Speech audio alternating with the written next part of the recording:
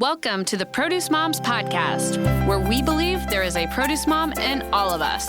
I'm Lori Taylor, founder and CEO of the Produce Moms. For 10 years, I sold fresh produce to over 300 grocery stores in the U.S. And today, my team and I are fully focused on inspiring people to eat more fruits and vegetables. This show is just one of the ways that we hope to inspire you and your family to eat more produce and live a better life. If you like what you're hearing on the podcast, join our community of almost 40,000 in all 50 states and over 30 countries by visiting theproducemoms.com/subscribe. And be sure to subscribe and leave us a review on iTunes. Thanks for being here. Enjoy today's show. Hi, everyone. Welcome back to the Produce Moms Podcast. This is Lori Taylor. I am your host and the founder of the Produce Moms. I am so glad to be here, and I'm truly honored to welcome today's guest. We are joined on the show today by Robyn O'Brien. She is the co-founder of rePlant Capital, but this woman is such a champion. She's a champion for advancing women. She is an adjunct professor at Rice University Business School. She has done so much goodwill. She's the author of the book, The Unhealthy Truth, and she's our guest today. Robyn, I am just delighted and honored. Thank you for being here. Well, Lori, thank you so much. And thanks for all of your great work too. Well, thank you. So please help our listeners today know more about your journey. I think it's probably appropriate for me to start, first go on the record and help folks understand. I've been following Robyn on LinkedIn for several months. At least the last 10 months, I've been following what she shares and her thought leadership. And Robyn has made me, she's just made me a better steward to the advancement of agriculture and helped me understand that we can do more and do better with our own platforms and as an industry. So, Robyn, you are such a catalyst for advancement, and I'm just thankful you're here, and I'd love to open up the show just with you telling our listeners more about your personal journey and what led you to where you're at today. Well, I think it's probably important for people to understand that in no way was this anything that I planned to do. I grew up in Houston, Texas, in a really traditional family. We weren't advocates. We didn't speak out on any issues. My dad was in the military. My mom was a nurse with Save the Children. And I thought I would be a teacher. I went abroad on a Fulbright and taught in Paris and came home and wanted to explore more, in terms of the business world. I didn't have a business degree, so I took a job in the advertising industry and was really kind of learning to work with different clients and across different industries. And it bothered me that I didn't know the language of finance or the language of accounting. And so I did go back to business school to better understand those languages, because it really doesn't matter what industry you're in, or if you're not in an industry, you have to have an understanding of those basic languages. And I had studied French and Spanish and German and Japanese when I was in school, but I didn't know the language of business. And so I specifically went back to business school to learn those languages. And in Houston, at the school that I was at, Rice University, the oil and gas industry was really heavy on the recruiting. And I wasn't interested in going into that industry. I knew I got bored really easily. And so I took a job as an analyst on a team that managed $20 billion in assets. And I was the only woman on the team. So the guys had me cover the food industry. And I really was not somebody that was that interested in food. I didn't know how to cook. I gave up Diet Coke every year for Lent. So I just wasn't that person. And so I was learning it just from a really analytical, heart unattached kind of way. It was a business model. And then when my husband and I decided to start a family, we moved to Colorado, and that was 20 years ago. So at that point, I said goodbye to my friends at the fund and stayed in touch with one of the guys who was from Colorado. And we moved out to Colorado. In the back of my brain, I was thinking, Brant and I can start a fund when he gets back to Colorado, when he moves back with his family. And that was sort of the plan. And so we had 4 kids pretty fast in a 5-year period. And my youngest child, my 4th child, was the one that suddenly one morning in January of 2006 had an allergic reaction. And so having, gone to business school, been a numbers person and data person, I really looked at that condition in terms of the data around it. And I just thought, where in the world has this come from? Started studying all these different models. Again, my specialty, my background, my entire career has been the food industry. So that is where I speak. That is where I have the authority to speak. I know there are a lot of other theories and things out there, but my authority and my experience is in the food industry. So I stay there. And as I was really looking at these just systemic changes that have been made across agriculture, of course there's going to be innovation, and of course there's going to be advances in technology, but I firmly will always stand on the side of transparency, and that as you make these fundamental changes to the way that we produce seeds, grow seeds, the way we genetically engineer seeds, there needs to be transparency and labeling on these new products as we bring them into market, not only so that a consumer can make an informed choice, but also so that we are able to capture data around any impact that might have on the population. And unfortunately, when we introduced genetically engineered crops into the US food system in the 1990s, we didn't label it. So there was no sort of traceability, no accountability, no liability. And so the industry was able to say there's no substantial evidence of harm. And unfortunately, without any kind of label, there really isn't any kind of evidence. And so I began to realize that, this is something that needed to be further studied. And the only way that you could do that is if you brought transparency and labeling. So I worked on different federal campaigns. I worked on state campaigns to bring about, labeling of genetically engineered foods. And my mom is actually from New Zealand. And so I was keenly aware of the fact that all of our key trading partners, developed countries around the world, had labeled these ingredients when they introduced them into the food system so that consumers could make an informed choice. So as I was sort of studying that, I got back to the companies that I had covered, and I thought, wouldn't they rather have the data? I get that we're not certain, what long-term impact might be here, but you do want the data, because the better your data is, the better you're able to predict consumer behavior. And so in 2011, I gave a TED Talk after my book had been published in 2009. And it was really the TEDx talk that completely changed my world. It put me on this stage and in front of people. And that, it was terrifying, because you're really calling out this multinational industry. Sure. I was calling out the double standard. Multi-billion-dollar industry. Yeah. I was calling out this double standard where our own American food companies produce products with these artificial ingredients in them here in the US, and then they produce those same products with real ingredients, with labels, with transparency for consumers in other countries. So that double standard was just this universal offense. And so I had to take the stage and call that out. And one of the first companies that reached out was the CEO of Nestle's frozen food division. And he said, you can say things I can't say. You say it as a mother of four, but you also say it with an understanding of finance. Can you come to Nestle and help me work through this, because we're losing market share. And I'm afraid that my building is going to go from 5 floors to 4 to 3 to 2 to 1, and I'm going to have to lay off my employees. And so at that point, you're standing there and you're thinking, okay, this is one of these multinational companies, like you said, billions of dollars of impact. And do you get on a plane and fly to this place? Is it hopeless? And I remember thinking, you can't begin to change a conversation unless you sit down at the table with people.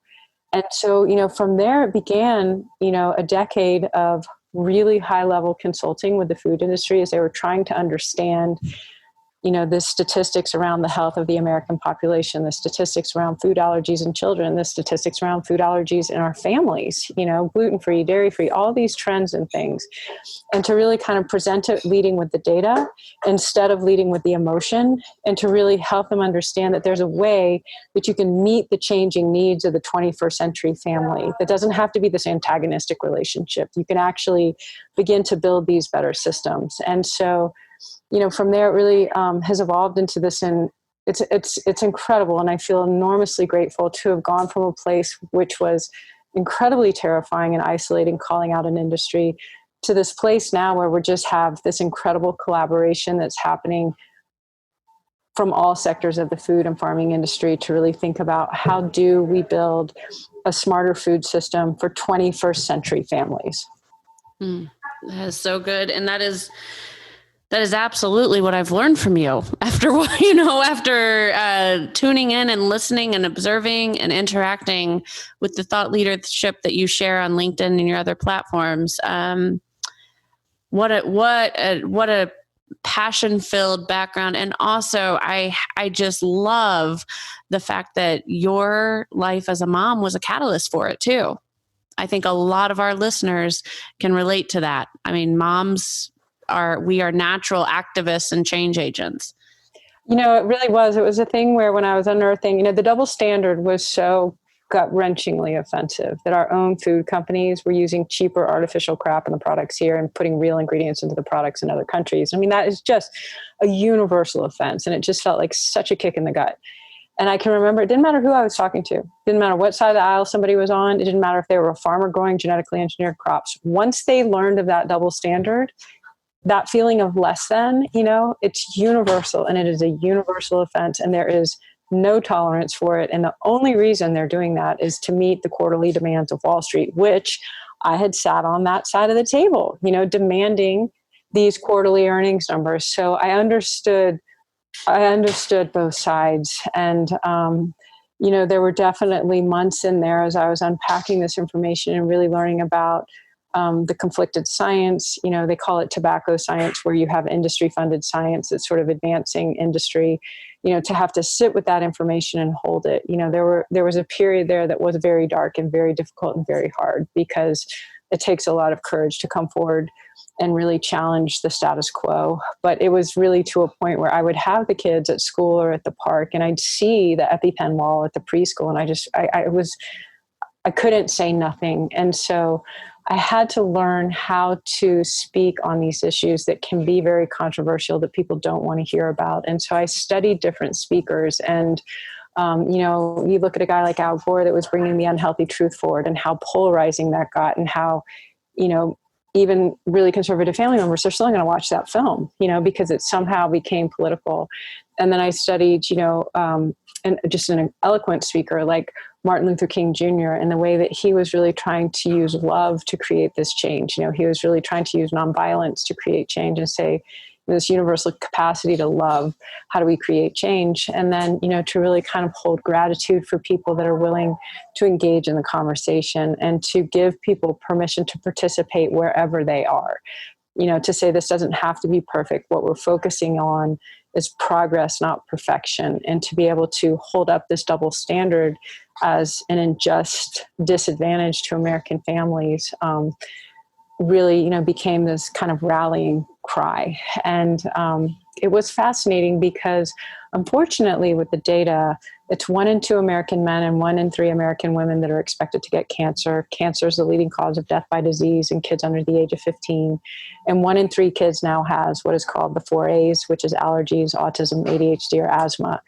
So when you overlay those statistics on the population, it's impacting families across every single company in the food industry. And, I could get to a point where I could tell you which CEO had a child that had Downs, which CEO had a child that had battled cancer, which CEO had a child that had battled autism. When I stepped into it, I had no idea that, 10 years into it, that's where we would be. But that's where we are, is that, what was very personal suddenly became professional, and now we're starting to see it advance into the political. So, that's where, again, courage is so contagious. And something I've learned over and over in my career is that anytime one of us is brave enough to stand up and speak on an issue, it does inspire other people to do the same. And that courage really is a muscle that the more you use it, the stronger it gets. I love that. Yes, you're spot on. And, one of the biggest things I have learned from you, Robyn, is the truth that, especially amidst the COVID-19 pandemic, just came to light for so many of us. And that truth is food security is national security. I learned this from you. Please share with our audience more on this topic. What does it mean? Why are you passionate about making sure that folks understand this? This, to me, is one of the most fundamental issues of our time. And, I think when you sort of step back, and again, it doesn't matter what side of the aisle that you're on. I was raised by a really conservative family in the 80s. We live in a really progressive town. I have been a registered independent for 20 years, so I am holding space for all of that. I'm holding space for all of my family and friends across the political world, because I do not think this is a political issue. I think this is a fundamental human rights issue. But when you really step into the data around what we choose to grow in this country and what we're actually eating, those things don't line up. So, most of our farmland is being used to grow these commodity crops. And most of the farm bill, which is our own taxpayer dollars, are being used to subsidize 5 crops. Well, I'm sure if you opened your fridge, or any of the listeners opened their fridge, and again, it doesn't matter what side of the aisle you're on, you're going to open that fridge, there's more than 5 things in there. So why are our tax dollars only subsidizing things like corn and soy, when we are eating, and we are advised by our government, we are advised in schools, we are advised by our doctors to eat a beautiful array, to eat a rainbow of different products and different food groups. And so, as I was really kind of digging into that, especially when you look at the numbers around organic, and again, like, I was not raised to talk about organic. I grew up in Houston, Texas. We were not talking about it as kids. But when you look at the data now around organic, 80% of consumers are trying something organic. So, it's not saying that they're like these diehard, hardcore organic eaters always shopping at the organic grocery store. It's just saying maybe it's milk, maybe it's apples, but something in your fridge is probably organic at this point. 80% of us are that way. 75% of all grocery store categories now carry something organic. 75% of all grocery store categories. So again, it doesn't matter if we're talking about Walmart, Costco, Sam's, Safeway, Publix, Piggly Wiggly. You go into those stores and you can see the categories on shelf, and you can see, the private label brands. You can see brands like Annie's or Stonyfield. Like, there are those organic brands. 75% of all categories are organic. So we're aware of this, and we're choosing it at least some of the time. What was so shocking to me is that only 1% of our farmland is organic. So if consumers are aware of it and they're starting to make this shift, and most of it is sort of born out of either, a health concern. When I spoke in Houston to a group that included a bunch from MD Anderson's Cancer Center, I was approached by doctors afterwards, and they said, how do we upstream this information about removing some of these potentially harmful chemicals and pesticides and ingredients from products? Because what happens in our offices as cancer doctors is they'll have the patient in, they've been diagnosed, they walk them through the different procedures and medications or treatments they're going to have to go through. And as the patient is turning to leave, with his hand on the door, he will turn back to the doctor and say, is there something I can be doing differently with my diet? And these doctors said it happens so many times that they call it the doorknob syndrome because of how often it occurs. And he said, so how do we upstream this information? So again, it's, if there were any other industry where 75, 80% of consumers were buying something and there was only a supply of 1%, people would be all over figuring out how to blow that up.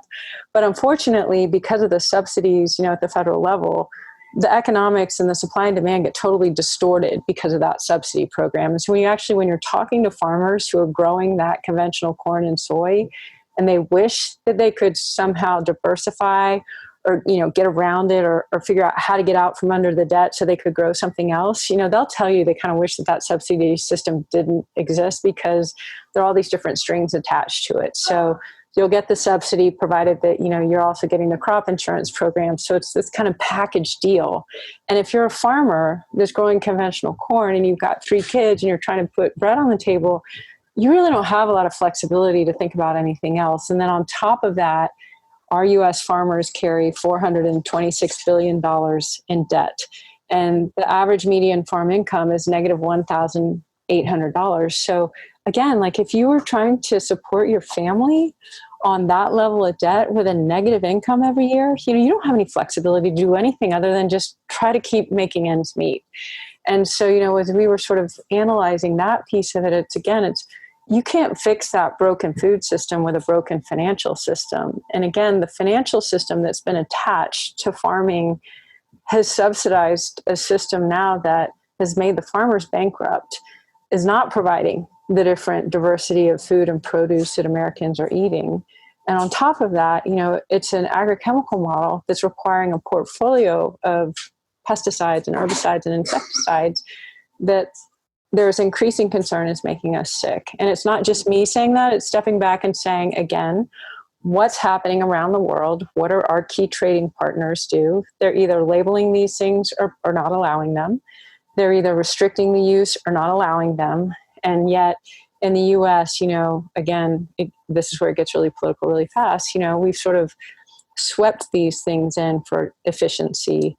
And now, so many of us are waking up and realizing we've inherited these broken systems. So it's an enormous opportunity to get involved. And what has been really interesting through this pandemic is that the farmers themselves are saying, can I take even just 1% of my farmland and can I allocate that to growing produce and veggies? Can I take this corn farm and use 1% of it to grow produce and veggies and sell that directly into my community, because I see what's happened to my community due to COVID. And so what you're seeing is sort of a regional stabilization starting to happen, because this federal system that we've all inherited, and we've all inherited it, it's been in place for decades.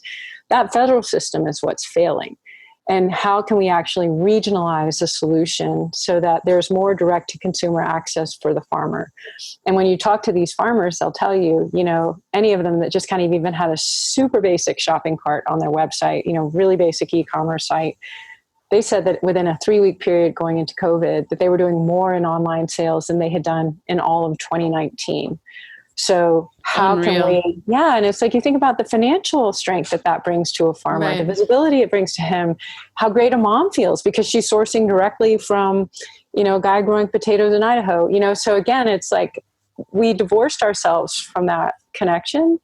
And what's been a silver lining in this pandemic is that sort of regionalization and that reconnecting farmer to consumer. So the middleman that has sort of occupied all those layers in the middle and, each taken a cut and sliced out profitability, we're all sort of realizing how many of those guys do we actually need in that middle space. Mm-hmm. Yeah. And that's definitely one of those other hot topics and critical learnings that I've had from following your work and your passion and thought leadership, Robyn, is that we must do a better job protecting the producers of our food. It comes back to everything you just said right there. And that includes farmers, ranchers, growers. We have to do a better job protecting them. And I can't think of anyone that could sustain a livelihood that is operating in the red year after year. Well, I think part of the problem is, and their kids see it. Yeah. The kids see the financial pain, the emotional pain, the mental anguish, like everything that comes with bankruptcies or, running at debt levels like that. And the kids are saying, we don't want to go into farming. So as Americans, and this is the food security, national security thing, what happens when the younger generation doesn't want to step into farming? The financial model doesn't make sense. You wouldn't encourage your kids to go into an industry or into a profession where you've got a negative income and $100 million of debt every year. I mean, you wouldn't consciously push that on your kids. I believe farming is a calling. And the people that are in service to our country as farmers deserve so much more recognition and so much more than we have given them.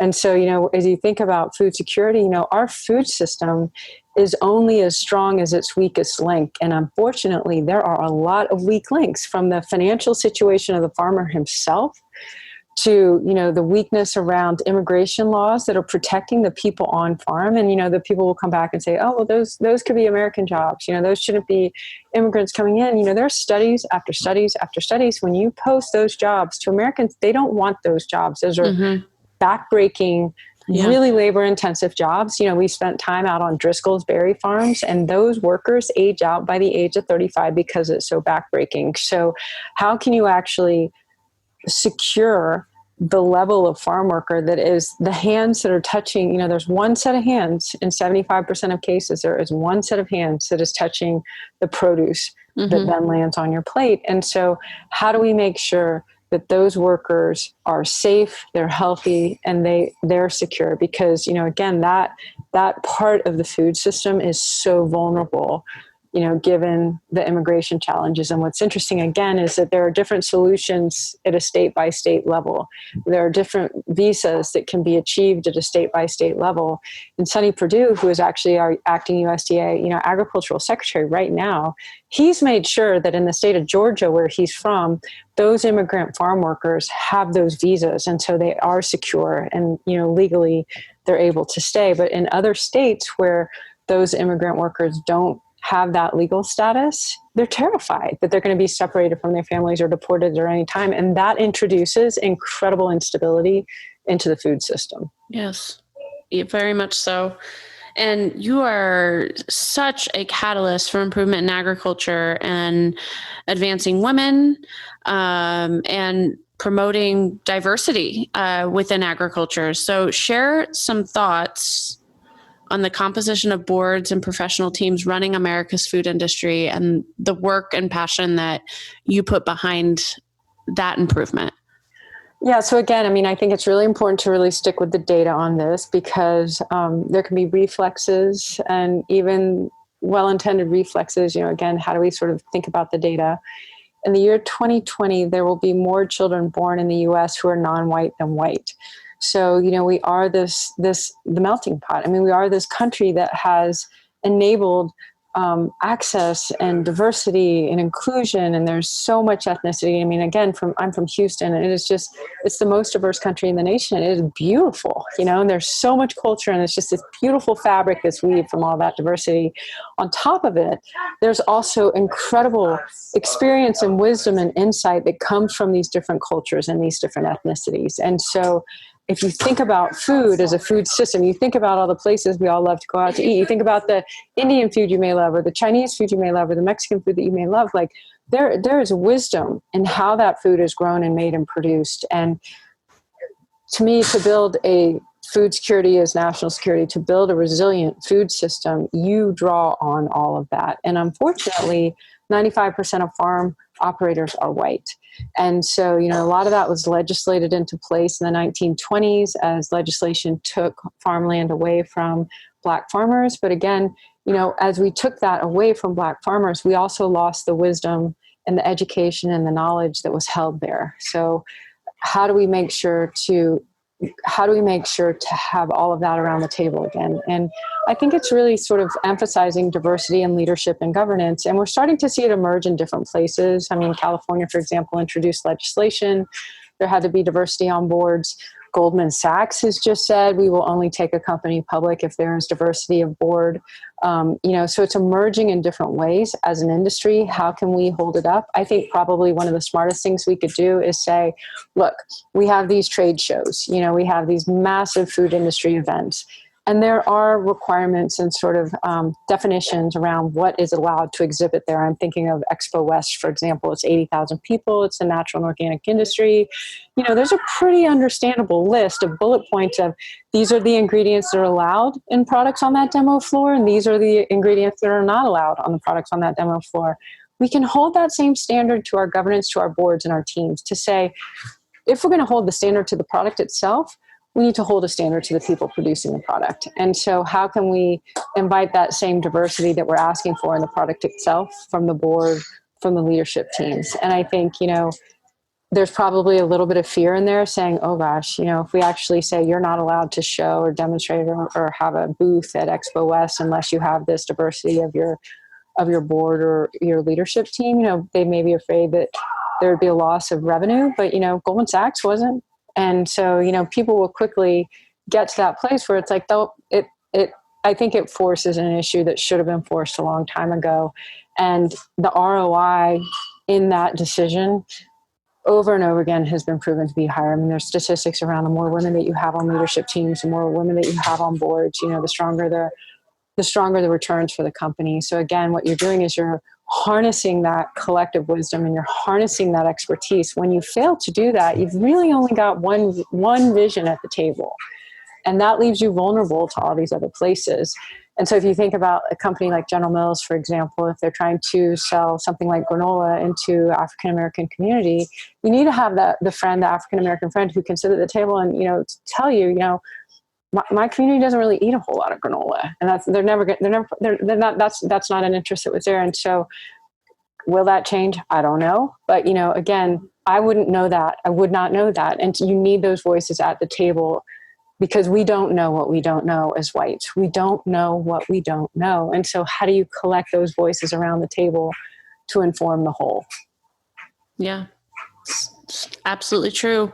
And, for everyone listening right now, whether they are a food industry professional or a consumer, and hey, we're all consumers of this industry. Robyn, what do you suggest where do people start to accelerate the change, and how can the food industry be that revolution for change? I think I'm such a fan of entrepreneurship and innovation. So, there are so many amazing entrepreneurs, so many women, so many people of color, just amazing entrepreneurs that are like, this is the heritage that I can bring forward. And this is something my grandmother made me, and I loved it. My family loved it. And I want you to love it too. And so I'm a huge believer in innovation and entrepreneurship. So clearly there's a ton of space, for that kind of innovation in the industry that has unfortunately lacked a lot of diversity. So, don't be afraid to start small. Some of the best stories started really small. Annie herself of Annie's, she just wanted a bowl of mac and cheese that didn't have a bunch of artificial junk in it. And so she started Annie's, so it's like, don't overthink it, just do something that's in your wheelhouse. It's so familiar to you, and think about how you can begin to push that forward. And I think there are all kinds of opportunities. And then I think also along those lines is the opportunity to leverage technology and data today. I think about like as buyers at these big grocery stores, to have some kind of platform where you can say, I'm specifically looking for a dairy-free, gluten-free product that the company is B Corp certified, founded by a person of color, and start to filter and screen. And again, you can bring that diversity forward. So there's huge opportunity for applications in technology as well. So, again, I think we're in this really special, unique time in the 21st century to be able to harness data, use technology in ways that we didn't have even 20 or 30 years ago, to really start to usher this change forward. And then I think, again, like you've sort of touched on, and I know from friends in the produce space, the opportunity to educate, the opportunity, I think about like generations past, they had home economics in schools, like food economics, like it is so fundamental to running a house, running a business, the health of your employees, the health of your family. Again, there's a huge opportunity for platforms and education.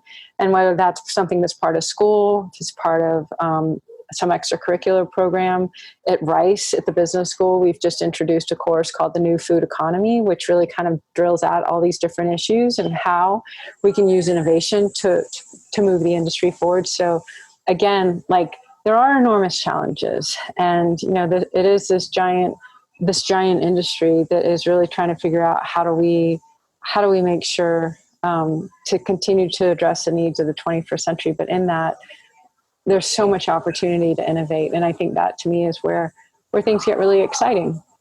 Yeah, I agree. I'm energized, just like I always am. Anytime I get to soak up information and insights from you, Robyn, it has been such a pleasure. And for anyone that has enjoyed this conversation today, I definitely encourage you to follow Robyn on LinkedIn. It's made me a better human being, a more mindful consumer, and most definitely a better steward to the food industry and the work that we're doing at the Produce Moms. So that's something very easy that I encourage you all to do right away.